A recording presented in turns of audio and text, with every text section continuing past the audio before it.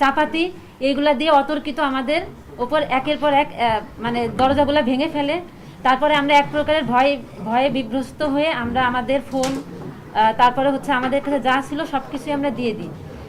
আমাদের আমাদের গলার উপরে চাপাতি ধরে আমাদের কোনো কিছুই বলা হচ্ছে না, শুধু মানে আমরা একের পর এক সব কিছুই দিয়ে দিই। তারপরেও আমাদেরকে এরপরে হচ্ছে পুলিশ প্রশাসন চলে আসে, তারপরে হচ্ছে ওরা পালিয়ে চলে যায়। তো আমাদের মেয়ে এখানে 3 জন মেয়ে ছিল, সেই মেয়েদের ওপর খুবই মানে তাদেরকে খুবই ব্যাড টাচ করা হয়। তো এখন আমরা যদি এই বৈষম্য বিরোধী ছাত্র আন্দোলনে যারা আহত আছে তাদের জন্যই তো আমরা দিনের পর দিন কাজ করে যাচ্ছি। তো সেই কাজের জন্যই আমরা বান্দরবনের উদ্দেশ্যে আমরা যে টিমটা যাওয়া হয়েছিল, তাহলে এখন আমরা যদি দেশেই যদি নিরাপদ না থাকি তাহলে আমরা এই দায়টা এটা আসলে আমরা কিভাবে মানে এড়াতে পারি। তো এটা আমি চাই এটা সরকারের একটা সুষ্ঠু তদন্তের মাধ্যমে যেন এটার একটা সুষ্ঠু বিচার আমরা যেন এটা পেতে পারি। ধন্যবাদ। আমাদের যে যতগুলো হামলা হয়েছে এখনো পর্যন্ত আমরা বিভিন্ন সময় দেখছি যে গণ-অভ্যুত্থানের যে শক্তিটি রয়েছে, ঐক্যবদ্ধ শক্তি, এই ঐক্যবদ্ধ শক্তিকে আমাদের রাষ্ট্র কাঠামো থেকে শুরু করে এই ফেসিবাদ কাঠামোতে যারা এতদিন পর্যন্ত পৃষ্ঠপোষকতা দিয়েছে, দেশীয় এবং বিদেশি যে শক্তিগুলো রয়েছে, তারা এই গণ-অভ্যুত্থানের শক্তিকে তারা এখনো পর্যন্ত ভয় পাচ্ছে। আমাদের এই গণ-অভ্যুত্থানের যারা সামনে থেকে যারা আহত হয়েছে, যারা লড়াকু সৈনিক ছিল, এই হামলা এবং হচ্ছে এই ফেসিবাদ বিরোধী যেই আমরা পক্ষগুলো আমরা রয়েছি, তাদের পক্ষে এখন কথা বলবেন আমাদের গাজী আতিক। চলে আসলে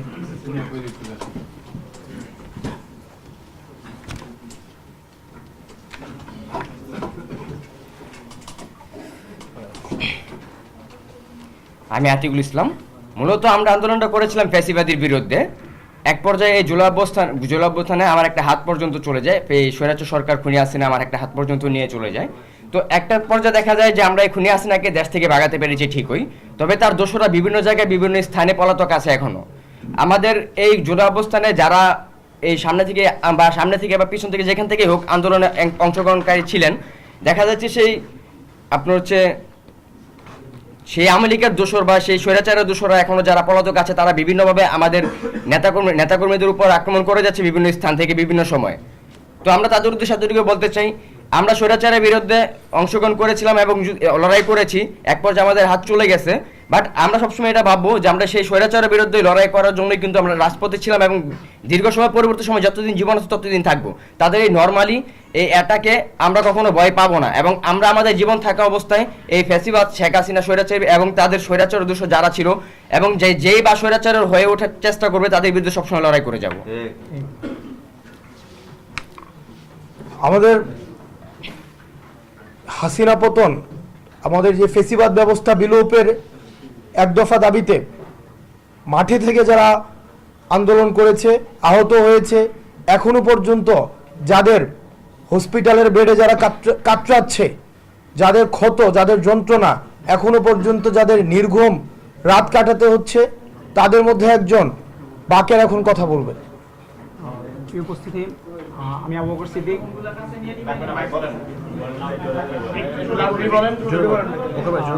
উপস্থিতি আমি আবু বকর সিদ্দিক, ঢাকা পলিটেকনিক ইনস্টিটিউট থেকে আমার ডিপ্লোমা ইন ইঞ্জিনিয়ারিং কমপ্লিট হয়েছে। স্বৈরাচার বিরোধী লড়াই আমাদের দীর্ঘদিনের। 2023 সালে আমাকে ক্যাম্পাস থেকে ছাত্রলীগ পিটিয়ে বের করে দেয়। তারই ধারাবাহিকতা আমরা যখন জুলাই অভ্যুত্থানে আমরা যখন সম্মুখ সারিতে ছিলাম, 4ই আগস্ট বাংলা মোটরের সামনে আমি গুলিবিদ্ধ হই। তা আমরা দেখেছি যে স্বৈরাচার পতন হয়েছে ঠিকই, কিন্তু স্বৈরাচার পরবর্তী সময়ে স্বৈরাচারের যে দোসররা আছেন তারা বিভিন্ন ষড়যন্ত্র শুরু করেছে। সেটা ইন্ডিয়া থেকে শুরু করে আমাদের অন্তর্বর্তীকালীন সরকারের যে উন্নতির যেই দিকগুলো আছে সেগুলোকে ভ্যানিশ করার জন্য স্বৈরাচার তার দোসরদের বিভিন্ন ষড়যন্ত্র চলমান।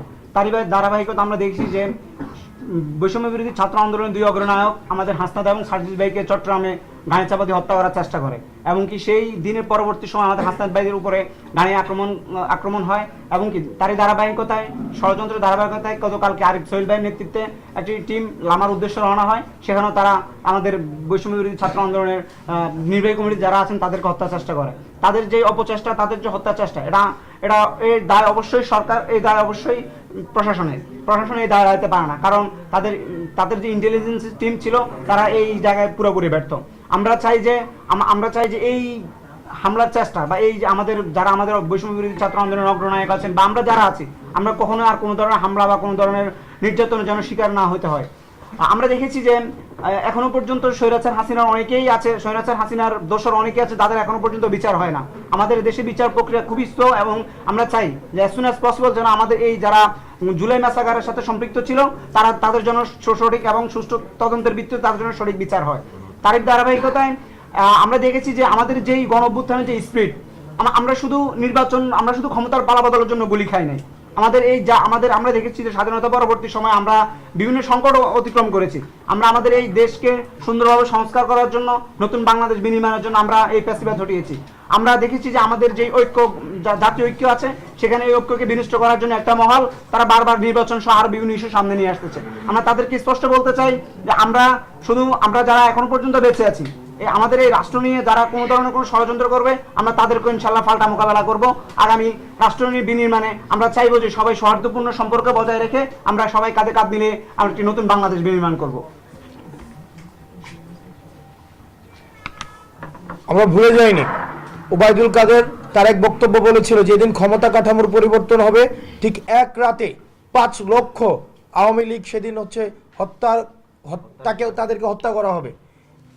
কিন্তু 5 আগস্টের পরে একজন আওয়ামী লীগকে শুধুমাত্র আওয়ামী লীগ হওয়ার কারণে একটি পলিটিক্যাল হত্যাকাণ্ডও ঘটেনি। সুতরাং যারা ওই 5 লক্ষ ফেসিবাদের যারা অ্যানাবল ছিল, কোলাবোরেটর ছিল, তারা কিন্তু এখনো পর্যন্ত বাংলাদেশে রয়েছে। তারা এখনো বাংলাদেশে থেকে তারা আমাদের বিরুদ্ধে ষড়যন্ত্র করে যাচ্ছে, এই গণ-অভ্যুত্থানের শক্তির বিরুদ্ধে ষড়যন্ত্র করে যাচ্ছে। এবং আমরা কিছু ক্ষেত্রে আমরা দেখতে পাচ্ছি গণ-অভ্যুত্থানের পক্ষের অনেক শক্তির সাথে তারা হাত মেলাচ্ছে এবং সমঝোতা করছে। আমরা তাদেরকে স্পষ্ট ভাষায় বলতে চাই, এই গণ-অভ্যুত্থানের শক্তি আমাদেরকে যারা আপনার সামনে থেকে দেখতে পাচ্ছেন, আমরা আপোষ ছেড়ে সংগ্রামের পথ বেছে নিয়েছিলাম। আমরা এখনো পর্যন্ত সংগ্রামে আছি। এই ফেসিবাদের সমূল উৎপাটন না হওয়া পর্যন্ত আমরা কখনোই আমাদেরকে আপোষে পাবেন না, আমাদেরকে রাজপথে পাবেন।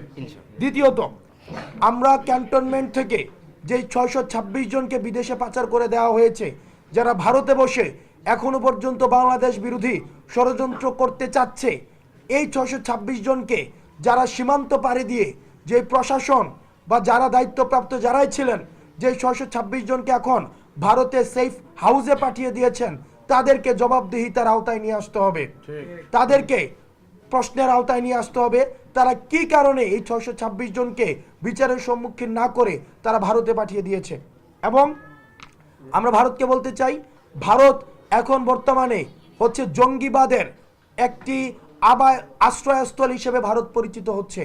ভারত জঙ্গিবাদকে পৃষ্ঠপোষকতা দিচ্ছে। Bharat house of terror, house of mafia হিসেবে ভারত পরিচিত হচ্ছে। আপনারা দেখবেন বাংলাদেশে যাদেরকে নিষিদ্ধ করা হয়েছে, যাদেরকে জঙ্গি হিসেবে নিষিদ্ধ করা হয়েছে, ভারত তাদেরকে আশ্রয় দিচ্ছে।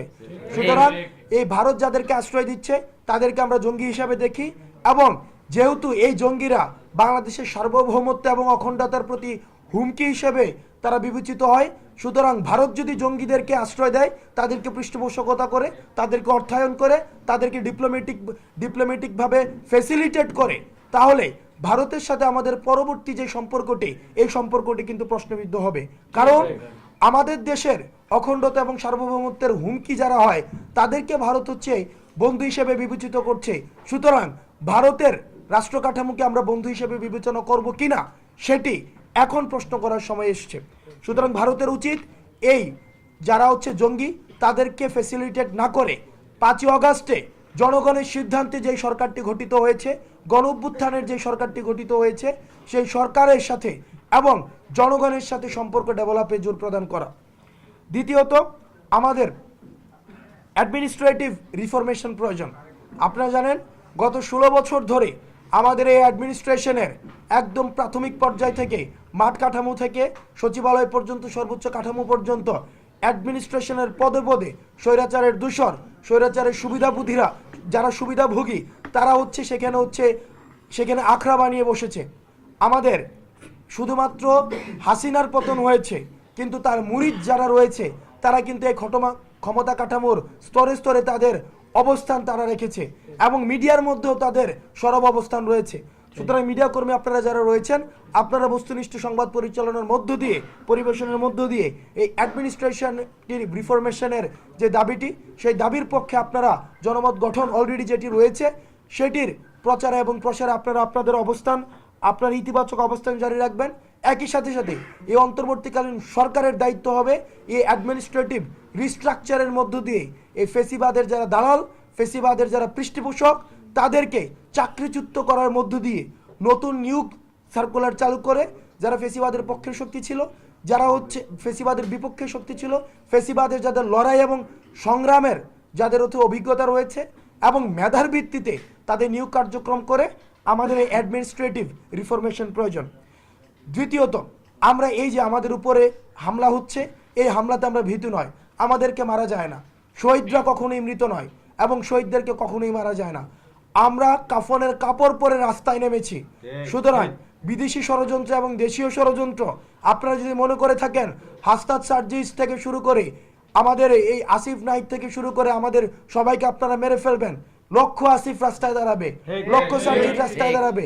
আপনি একটা হাসনাতকে হয়তো রাস্তা থেকে আপনি একটা মায়ের কুল খালি করে দিতে পারবেন, কিন্তু লক্ষ লক্ষ হাসনাত এখন দাঁড়িয়ে আছে। আপনারা ওই যে আসাদুজ্জামানের কথা ভুলে যাবেন না। আসাদুজ্জামান খান এই ফেসিবাদের দূষর বলে নাই যে একটাকে মারে আর 10টা দাঁড়ায় যায়। আমরা এই বুলেটকে যারা জয় করেছে সেই তরুণ প্রজন্মকে আপনারা ভয় পান। সুতরাং আপনারা আমাদের উপরে যতই আপনারা এই যে আমরা আক্রমণ করবেন, আমরা তত দ্বিগুণ শক্তিতে আমরা ঐক্যবদ্ধ হব এবং আমাদের যেই আক্রমণগুলোকে সেই আক্রমণগুলোকে আমরা কমপ্লিট ফেইলিওর অফ ইন্টেলিজেন্স হিসেবে আমরা উপস্থাপন করছি। আমরা দেখেছি অতীতে বিএনপি, জামাত শিবির, আমাদের ছাত্রদল বিভিন্ন প্রোগ্রাম দিলে তারা যদি সাইন ল্যাঙ্গুয়েজ ব্যবহার করে প্রোগ্রাম দিত, 2 কিলোমিটার দূর থেকেও যদি কোনো প্রোগ্রাম দিত তাদেরকে ধরে নিয়ে যাওয়া হতো, তাদের বাসায় কোনো শান্তিতে তাদেরকে থাকতে দেওয়া হতো না। কিন্তু আমরা দেখছি এখন বর্তমানে আওয়ামী লীগ, ছাত্রলীগের এই দূষররা, এই জঙ্গিরা তারা সদর পেয়ে তারা এলাকায় ঘুরে বেড়াচ্ছে, তারা মামলা বাণিজ্য করছে, তারা জনসম্মুখে আসছে। কিন্তু তাদেরকে দমন করার জন্য, তাদেরকে বিচারের সম্মুখীন করার জন্য আমরা এখনো পর্যন্ত দৃশ্যমান আমাদের কোনো ধরনের কার্যক্রম এখনো পর্যন্ত দেখিনি। যদি প্রশাসন এবং ইন্টেলিজেন্সের উইং তারা মনে করে থাকে তাদের এই নির্লিপ্ত ভূমিকাকে আমরা স্বাভাবিকভাবে মেনে নেব, তারা এই বিপ্লবী সরকার শক্তিকে তারা যদি মনে করে থাকে তারা এই বিপ্লবী শক্তি স্তিমিত হয়ে গিয়েছেন, তাহলে তারা ভুল ভাবছেন। আমরা খুনি হাসিনাকেও, যেই ক্ষমতা কাঠামোকে যারা কনসলিডেট করেছিলেন, তাকেও আমরা ভয় পাইনি। সুতরাং আপনারা যদি মনে করে থাকেন আপনারা নির্লিপ্ত থাকবেন, আপনাদের হাসিনাও মনে করেছিল তার বিকল্প নেই, আমরা আপনাদের বিকল্প খুঁজে নিতে দুইবার ভাববো না। সুতরাং এই ফেইলিওর অফ ইন্টেলিজেন্স তাদের ভূমিকাকেও আমরা ইনভেস্টিগেশনের আমরা দাবি জানাই। তো আপনারা আপনাদের জায়গা থেকে আপনারা দায়িত্বশীল হন এবং এই ফেসিবাদের দোষর, অ্যানাবলার এবং কোলাবোরেটর তাদেরকে অনতিবিলম্বে তাদেরকে শাস্তির আওতায় নিয়ে আসেন। সর্বশেষ আপনারা দেখেছেন আমাদের সব সময় ভারত একটা মাইনরিটি কার্ড প্লে করার মধ্য দিয়ে তারা তাদের বাংলাদেশে সবসময় সাম্প্রদায়িক এক ধরনের উগ্রতার বিষবাষ্প অব্যাহত রেখেছে। আমরা বিশ্বাস করি বাংলাদেশে তারাই মাইনরিটি যারা বাংলাদেশের বিপক্ষের শক্তি, যারা বাংলাদেশের বিপক্ষে শক্তি, যারা বাংলাদেশের সার্বভৌমত্ব এবং অখণ্ডতার বিপক্ষে অবস্থান করে, তারাই মাইনরিটি। এই দেশে কোনো যারা পাহাড়ে বসবাস করে, যারা সংখ্যালঘু হিসেবে যারা ডিকশনারিতে পরিচিত, হিন্দু, মুসলমান, বৌদ্ধ, খ্রিস্টান, তারা মাইনরিটি না, তারা বাংলাদেশি। সুতরাং যারা মাইনরিটি তারা বাংলাদেশের বিপক্ষে। এই মাইনরিটি প্লে কার্ড করে যদি আপনারা মনে করে থাকেন এই সাম্প্রদায়িক সম্প্রীতিকে আপনারা নষ্ট করবেন, তাহলে আপনারা ভুল ভাবছেন। আমরা জায়গা থেকে আমাদের এই সাম্প্রদায়িক সম্প্রীতি অব্যাহত থাকবে এবং যে কোনো ধরনের আমাদের বাংলাদেশের সার্বভৌমত্ব এবং অখণ্ডতার যে কোনো প্রশ্নকে, যে কোনো ষড়যন্ত্রকে আমরা ছাত্র নাগরিক এবং সিপাহীরা আমরা হচ্ছে সেগুলোকে রুখে দিব। কারণ আমরা বিশ্বাস করি আমাদের পথে হয় মাতৃভূমি রয়েছে, হয় মাতৃভূমি রয়েছে, হয় মাতৃভূমি রয়েছে, না হয় আমাদের মৃত্যুকে বরণ করে নিব। আপনাদের যদি কোনো প্রশ্ন থাকে। স্বরাষ্ট্র উপদেষ্টা পদে পরিবর্তন আসছে, আইজিপি পদেও সাম্প্রতিককালে আমরা পরিবর্তন দেখতে পাচ্ছি। এরপরেও আপনাদের উপর যে বারংবার হামলা, এটি দেশের সার্বিক আইন শৃঙ্খলা পরিস্থিতির অবনতির একটি বড় লক্ষণ কিনা? আমাদের 5ই আগস্টের পরে দেখেন, বাংলাদেশে প্রথম কোন একটি বিপ্লব হয়েছে বা পৃথিবীর ইতিহাসে কোন একটি বিপ্লব হয়েছে যেখানে গণভবনের মালিক এবং বাইতুল মোকাররমের খতিব একসাথে পালায় চলে গিয়েছে। অর্থাৎ এত অধপতন একটা রাষ্ট্রের কখনোই হয়নি। গত 16 বছর ধরে আমাদের রাষ্ট্র কাঠামোকে বিক্রি করে দেওয়া হয়েছে এবং হাসিনা ছিল এই ভারতের বেতনভুক্ত কর্মচারী। হাসিনা দিল্লি থেকে যে প্রস্তাব, যে এজেন্ডা বাস্তবায়ন হতো, সে প্রতিনিধি হিসেবে, রিপ্রেজেন্টেটিভ হিসেবে সেটা বাংলাদেশে বাস্তবায়ন করত। সেই জায়গা থেকে এই হাসিনার গত 16 বছরের প্রশাসন, আইন ব্যবস্থা, বিচার ব্যবস্থা, রাষ্ট্র কাঠামো, মসজিদ থেকে মন্দির, পতিতালয় থেকে সচিবালয়, সব কিছুকে সে হচ্ছে ফেসিবাদী শক্তির মধ্য দিয়ে সে হচ্ছে এককেন্দ্রিক করে ফেলেছিল। সেজন্য সেটি কাটাতে কিছু সময় লাগবে, কিন্তু আইন শৃঙ্খলা পরিস্থিতির অবনতি হয়েছে, কিন্তু সেটা রিস্টোর করার জন্য প্রয়োজনীয় অগ্রগতিও রয়েছে, কিন্তু সেটা আমাদের প্রত্যাশিত নয়। আমরা চাই এই প্রত্যাশিত অগ্রগতি দ্রুততম সময়ের মধ্যে হোক। আর যারা বাধা দিচ্ছে, যারা যদি অগ্রগতিতে কোনো রাজনৈতিক পক্ষ, এই ফেসিবাদের কোনো পক্ষের শক্তি এবং গণঅভ্যুত্থানের বিপক্ষের শক্তি কেউ যদি বাধা দিয়ে থাকে, তাদের পরিচয় এই জাতির সামনে প্রকাশ করা হোক। যে ছাত্রদল সহ অন্যান্য বাম সংগঠনগুলো আপনাদের সঙ্গে একটা মতবিরোধ, একটা চরম পর্যায়ে পৌঁছে গেছে, এই বিষয়ে আপনার বক্তব্য কি? আর এটি আসলে সমাধানে কি কোনো কার্যকরী উদ্যোগ নিচ্ছে? দেখেন, মতবিরোধ হয় নাই, মত পার্থক্য হয়েছে। এটাই গণতন্ত্র সৌন্দর্য। গণতন্ত্র, সবাই কোনো বিষয়ে একমত, এটা একটি অস্বাভাবিক অবস্থা। এবং এটা হচ্ছে হাসিনার স্ট্র্যাটেজি। হাসিনার স্ট্র্যাটেজি হচ্ছে পুরো দেশকে, পুরো জাতিকে, একদম জাতি ধর্ম বর্ণের নির্বিশেষে সবাইকে মুজিববাদে বিশ্বাস করানোর জন্য এক ধরনের তার প্রক্রিয়া ছিল। এটি হচ্ছে হাসিনার strategy, mafia strategy, mother of terror strategy. আমরা এই মাদার অফ টেরর স্ট্র্যাটেজি থেকে বেরিয়ে এসে আমরা মনে করি স্মরণকালে 1971 পরবর্তী সময়ে, পাকিস্তান এবং ব্রিটিশ পরবর্তী সময়ে স্মরণকালের সবচেয়ে বেশি যদি বাক স্বাধীনতা এবং নিজের মতামত প্রকাশ করার মতো একদম স্বাধীনতার যেই সর্বোচ্চ স্বাধীনতা এই সময়ের মধ্যে আমরা পাচ্ছি। সেই জায়গা থেকে ছাত্রদল, যারা এই ফেসিবাদের একটা দীর্ঘ লড়াই রয়েছে, একটি সংগ্রাম রয়েছে, তারা তাদের মতপার্থক্য জানিয়েছে কিছু প্রিন্সিপালসের বিষয়ে। সেই মতপার্থক্যগুলোকে আমরা ওয়েলকাম জানাই। আমরা আলোচনার মধ্য দিয়ে এই মতপার্থক্যের যে দূরত্ব, সেটা দূরত্ব কমিয়ে আনতে পারবো বলে আমরা বিশ্বাস করি। বলেছেন সমন্বয়কদের নিরাপত্তা হালকাভাবে দেখার সুযোগ নেই। আপনারা যে কান্ট্রিতে আপনাদের বিভিন্ন সফর হয়, সেক্ষেত্রে সমন্বয়কদের নিরাপত্তা বিষয়ে রিজওয়ানা আপা যেমন দৃষ্টি আকর্ষণ করছেন, নিরাপত্তা দরকার। আপনারা এটা ফিল করেন কিনা? রাষ্ট্রীয়ভাবে সেটা যে মাত্রায় হোক না কেন, নিরাপত্তা রাষ্ট্রীয়ভাবে দরকার কিনা আপনাদের সফরগুলো? দেখেন, এই প্রশ্নের সাথে আমি একটু অ্যাড করে দেই। যেমন নিষিদ্ধ সংগঠন ছাত্রলীগের যে সকল নেতাকর্মীরা আছে, সেন্ট্রাল, আমি বেশ কয়েকজন নেতার ফেসবুক ওয়ালে একটি আপনাদেরকে নিয়ে একটা মিমস দেখতে পেলাম যে সমন্বয়কদের গাড়ি বহরে পরপর 3বার হামলা। এগুলো হচ্ছে পরিকল্পিত। তারা অন্তর্বর্তীকালীন সরকারের কাছ থেকে একটু প্রোটোকল নেওয়ার জন্য এই নাটক সাজাচ্ছে। এই ব্যাপারে আসলে আপনারা? আমরা সবচেয়ে বেশি অনিরাপদে ছিলাম হাসিনার শাসনামলে, সবচেয়ে বেশি। আমরা মৃত্যুকে সামনে রেখে হাসিনার শাসনামলে প্রশাসন কাঠামো, রাষ্ট্রের যত আইনশৃঙ্খলা রক্ষাকারী বাহিনী, ইন্টেলিজেন্স উইং, সব কিছু আমাদের বিপক্ষে ছিল। তো আমরা আমাদের লড়াই সংগ্রাম আমরা অব্যাহত রেখেছি। আমাদের যেই প্রোটেকশন, আমাদের প্রোটেকশন হচ্ছে জনতা, আমাদের প্রোটেকশন হচ্ছে ছাত্র নাগরিক। আমরা এখনো পর্যন্ত এই রাষ্ট্র কাঠামো থেকে কোনো ধরনের রাষ্ট্রীয় কাঠামোর প্রোটোকল চাই নাই। আমাদের প্রোটোকল হচ্ছে জনগণ, আমাদের প্রোটোকল হচ্ছে গণঅভ্যুত্থানের পক্ষের যে স্পিরিটের শক্তি। সুতরাং আমাদের নিরাপত্তায় জনগণ দিবে, আমাদের নিরাপত্তা ছাত্র নাগরিক দিবে। এবং আমরা বাংলাদেশের পক্ষের শক্তি, বাংলাদেশের স্বাধীনতা, সার্বভৌমত্ব, অখণ্ডতা, বাংলাদেশের প্রশ্নে যারা হচ্ছে এক ঐক্যবদ্ধ, সেই পক্ষের শক্তি হচ্ছে আমরা। সুতরাং আমাদের নিরাপত্তা নিয়ে জনগণ ভাববে, সেটা খুব স্বাভাবিক, এবং তারাই সেটাকে এনশিওর করবে। আমার একটা প্রশ্ন ছিল যে গতকাল সাবেক পলাতক প্রধানমন্ত্রী শেখ হাসিনা গতকাল একটি অনুষ্ঠানে অংশগ্রহণ করেছেন এবং সেখানে তিনি বক্তব্য দিয়েছেন। এই ব্যাপারে আপনি ভারতকে কোনো বার্তা দিতে চান কিনা? এবং একই সাথে ভারতে বসে যেহেতু তিনি কাজগুলো করছেন, এবং যেমন গত কয়েকদিন ধরে কল রেকর্ড ফাঁস হয় এবং পরবর্তী তিনি জনসভায় বক্তব্য দিচ্ছেন, এই ক্ষেত্রে আপনি আসলে ভারতে কি বার্তা দিতে চান? দেখেন, ভারত ইতিমধ্যে পরিচিত হচ্ছে আমাদের কাছে যে হাউস অফ টেরোরিস্ট, তারা হচ্ছে ভারত হচ্ছে হাউস অফ টেরোরিস্ট, জঙ্গিবাদের একটা আস্তানা হচ্ছে ভারত। আমরা যারা safe house of the terrorist, safe house, আমরা যাদেরকে প্রত্যাখ্যান করেছি, ছাত্র নাগরিককে যারা প্রত্যাখ্যান করেছে, ছাত্র নাগরিক যাদেরকে প্রত্যাখ্যান করেছে, ভারত তাদেরকে শেল্টার দিচ্ছে। সুতরাং ভারতের অবস্থানটা আমাদের কাছে স্পষ্ট, বাংলাদেশ যাদের বিপক্ষে, ভারত তাদের পক্ষে। সুতরাং ভারতের এই যে ডিপ্লোম্যাটিক স্ট্র্যাটেজি, এই স্ট্র্যাটেজি আমাদের কাছে প্রশ্নের, আমরা তাদেরকে এই ডিপ্লোমেসিকে আমরা প্রশ্ন করি, তারা এই স্বাধীনতা সার্বভৌমত্বকে তারা প্রশ্ন করছে। এখন আমরা দেখছি হাসিনা এবং হাসিনা গং এই পুরো শক্তি ভারতের রাষ্ট্র কাঠামোর সুবিধা নিয়ে, ফাইন্যান্স নিয়ে, তাদের মিডিয়াকে ব্যবহার করে বাংলাদেশের বিপক্ষে তাদের অবস্থান চালিয়ে যাচ্ছে। সেই জায়গাতে আমরা আমাদের আন্দোলন অব্যাহত রাখছি, লড়াই সংগ্রাম অব্যাহত আছে। একই সাথে সাথে আমাদের মিডিয়াতে আপনারা যারা রয়েছেন, আপনাদের সরব উপস্থিতি আমাদের প্রয়োজন। আপনারা এখনো পর্যন্ত দেখছি বাংলাদেশের মিডিয়া এখনো পর্যন্ত আপনারা এই খুনি হাসিনাকে, ফ্যাসিস্ট হাসিনাকে আপনারা সাবেক প্রধানমন্ত্রী হাসিনা হিসেবে সম্বোধন করেন, যেটি আমাদেরকে জাতি হিসেবে বিব্রত করে। আপনাদেরকে এই যে শব্দের জায়গা থেকে, আপনাদের প্রচারের জায়গা থেকে আপনাদেরকে মিডিয়াকে বলতে হবে পলাতক ফেসিবাদী শেখ হাসিনা।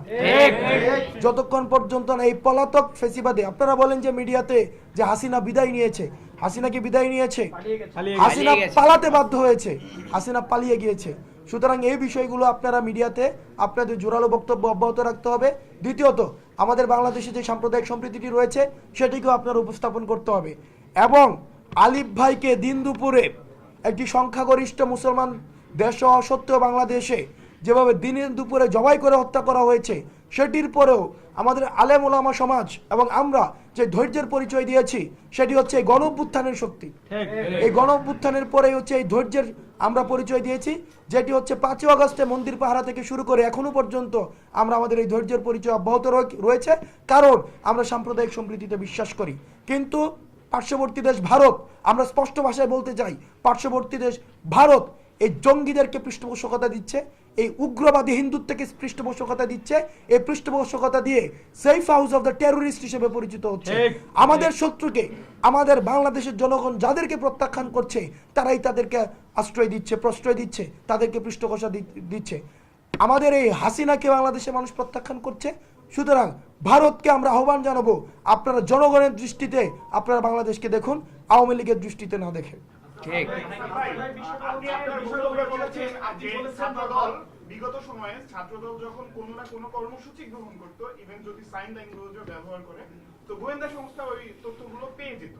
তো আপনার কি মনে হয় বর্তমানে এই যে দেশে যা চলছে, কিছুদিন আগে 2টা কলেজের ভিতর আমরা দেখেছি মারামারি, বিভিন্ন কলেজের ভিতর, তো এইগুলো আসলে প্রশাসনের গাফিলতি বা গোয়েন্দা সংস্থার গাফিলতি, নাকি এগুলো তারা ইচ্ছা করে করছে বলে আপনি? আমরা স্পষ্ট বলেছি, আমার ইন্টেলিজেন্সের এটা complete failure of the intelligence. ভাই সম্পূর্ণ প্রশ্ন এটার সাথে, আমরা দেখেছি রমনা জোনে যারা দায়িত্বপ্রাপ্ত ছিল আন্দোলনের সময় ঢাকার ভিতরে, তাদেরকে কক্সবাজার, টেকনাফ সহ বিভিন্ন অঞ্চলে ট্রান্সফার করা হয়েছে। এই ফেলিয়ারের পিছনে তাদের হাত রয়েছে কিনা আপনারা কি মনে করছেন? দেখুন, প্রশাসন কাঠামোতে যে রদবদলটি হয়েছে সেটা হচ্ছে পোস্টিং হয়েছে। ঢাকার মানুষ চিটাগং, চিটাগং মানুষ ঢাকায়, ঢাকার মানুষ রাজশাহী, অর্থাৎ তার আহতের রক্ত এবং শহীদের রক্ত হাতে নিয়ে তারা বাংলাদেশের বিভিন্ন জায়গায় পোস্টিং হয়েছে। আমরা এই জিনিসটিকে সাধুবাদ জানাই না। তাদের দৃষ্টান্তমূলক শাস্তি হওয়া উচিত এবং তাদের দ্রুততম সময়ে শাস্তি নিশ্চিত করা উচিত, এবং আমরা তাদেরকে সন্দেহের ঊর্ধ্বে রাখতে চাই না। যারা এই 16 বছর হাসিনার লেসপেন্সারগিরি করেছে, সুবিধা নিয়েছে, যারা এই ফেসিবাদ কাঠামো প্রতিষ্ঠিত করেছে, তারাই আবার অন্তর্বর্তীকালীন সরকারের আমরা যে শক্তি, আমরা যে এই বাংলাদেশ গঠন করছি, এই গঠনে তারাই আবার এখন সহযোগী হিসাবে রূপ পাল্টিয়েছে। সুতরাং তাদের এই পাল্টানো রূপকে আমরা স্বাগত জানাই না। এই জন্যই আমরা দাবি তুলেছি যে অ্যাডমিনিস্ট্রেটিভ রিকনস্ট্রাকশন বা রিস্ট্রাকচার সেটি হতে হবে। আমি একটু জানতে চাই যে এই আমরা দেখেছি যে অনেকের নামে মামলা হয়েছে, আপনি যে কথাটি বলছিলেন যে অনেকেই এখনো পর্যন্ত ফেসিবাদের দোষর যারা আছে তারা ঘাপটি মেরে আছে, তো মামলা হয়েছে, অনেকে অ্যারেস্ট করা হচ্ছে না, আবার একই সাথে বলা হচ্ছে যে কিছু মামলা বাণিজ্যও চলছে। তো এই মামলা বাণিজ্যের কারণে কি অ্যারেস্ট, মানে যারা ফেসিবাদের দোষর তাদেরকে অ্যারেস্ট করছে না, এমনটি আপনি মনে করছেন কিনা, বা এই ক্ষেত্রে প্রশাসনের প্রতি আপনার মানে দাবিটি কি থাকবে? আমরা হচ্ছে রাষ্ট্রের সর্বোচ্চ বৃহৎ স্বার্থকে উপেক্ষা করে কিছু রাজনৈতিক দল, তারা এই রাষ্ট্রের বৃহৎ যেই লক্ষ্য, জনমানুষের আকাঙ্ক্ষাকে বৃদ্ধাঙ্গুলে দেখিয়ে তারা মামলা বাণিজ্য মেতে রয়েছে। তারা মামলা দিচ্ছে, মামলা দিয়ে তারা হচ্ছে সিক্রেট কলে তাদেরকে ডেকে নিয়ে এসে 5 লাখ 10 লাখ 20 লাখে দফা রফা করে আবার এই মামলা থেকে বের করে দিচ্ছে। তারাও হচ্ছে প্রকারান্তরে পেসিভভাবে এই বাংলাদেশের শত্রু। ঠিক। তারা এই মামলা বাণিজ্যের মধ্য দিয়ে আমাদের যে লড়াই সংগ্রাম, আমাদের যে ছাত্র নাগরিকের একটা আশা আকাঙ্ক্ষার যে বাংলাদেশ গঠন করার জন্য আমরা লড়াই নেমেছি, সেটির বিপক্ষে তারা এখন অবস্থান নিয়েছে। এবং রাজনৈতিক দলগুলোর কাছে আমাদের আহ্বান জানাবো, আপনারা আপনাদের জায়গা থেকে আপনারা তৃণমূলের নেতাকর্মীদেরকে স্পষ্টভাবে আপনারা বার্তা দিন, যেন করে এই মামলা বাণিজ্যকে তারা হচ্ছে কোনোভাবে প্রশ্রয় না দেয়, বরং যারা প্রকৃতার্থেই এই আওয়ামী ফ্যাসিবাদের পক্ষে ছিল, আওয়ামী ফ্যাসিবাদের পৃষ্ঠপোষকতা দিয়েছে, তাদেরকে যেন মামলায় হচ্ছে অন্তর্ভুক্ত করা হয় এবং তাদের বিচারটি যেন যথাযথভাবে নিশ্চিত করা হয়। আসাদ ভাই, ভারতের সাথে বাংলাদেশের যে সম্পর্ক, এটার ক্ষেত্রে যদি যে চুক্তিগুলো বিদ্যমান, সেই চুক্তিতে বাংলাদেশ যদি চায় শেখ হাসিনাকে ভারত দিতে বাধ্য। এই মুহূর্তে আসলে ভারত যে উস্কানিগুলো নিজ উদ্যোগে দিচ্ছে, সেটার উদ্দেশ্য কি আসলে শেখ হাসিনাকে বাংলাদেশে ফেরত পাঠাতে না হয়, সেজন্য কি বাংলাদেশ ভারতের সম্পর্কটা থেকে একটা বৈরভাব তৈরির চেষ্টা করছে কিনা ভারত?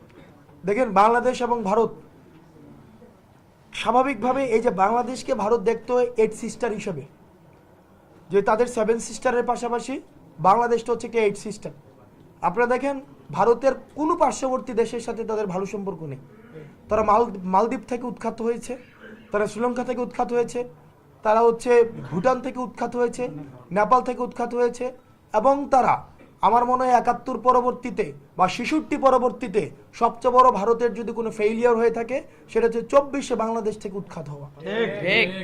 ভারতকে আমরা বারবার বলছি, তারা যদি মনে করে থাকে তাহলে ভারতের সমস্যাটা কোথায়?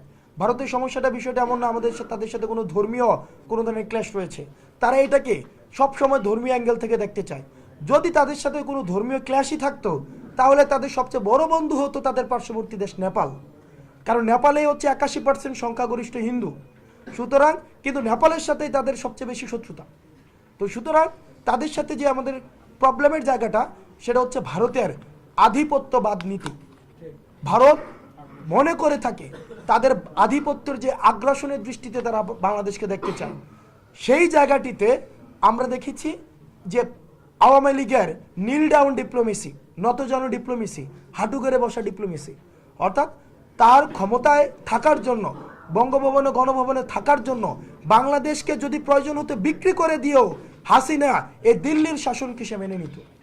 যখনই দেখেছে দিল্লি যে এই বাংলাদেশে ছাত্র নাগরিক এই হাসিনার নীল ডাউন পলিসি থেকে আমাদের আই টু আই পলিসিতে আমরা চলে গিয়েছি, তখনই তারা এই পলিসিটাকে তারা মেনে নেয়নি। এখন ভারত যতই চেষ্টা করুক না কেন, তার ভারতের আধিপত্য আগ্রাসনকে আমরা হচ্ছে ওয়েলকাম জানাবো। সেই চিন্তা থেকে তার বের হয়ে আসতে হবে। ভারতের সাথে আমাদের সম্পর্ক হবে ন্যায্যতার ভিত্তিতে, ভারতের সাথে আমাদের সম্পর্ক হবে চোখে চোখ রেখে, এবং সেটির জন্য আমরা চাই এই অন্তর্বর্তীকালীন সরকার আওয়ামী সরকারের সাথে যেই ভারতের যেই চুক্তিগুলি হয়েছে, সেই চুক্তিগুলি জনসম্মুখে নিয়ে আসুক, এবং যেই পানির যে ন্যায্য হিস্সা সেটিকে নিশ্চিত করা হোক।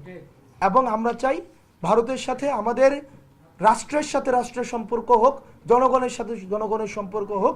ভারতের সাথে আওয়ামী লীগের সম্পর্ক যেটি এতদিন চলে আসছে, সেটিকে আমাদের অতীত করতে হবে। শেখ হাসিনা অবশ্যই বাংলাদেশে আসবে, তবে বিচারের জন্য আসবে। গণহত্যার যে কাঠগড়ায় তাকে দাঁড়াতে হবে, তার বিচার নিশ্চিত করার জন্য হাসিনাকে অবশ্যই ফিরতে হবে।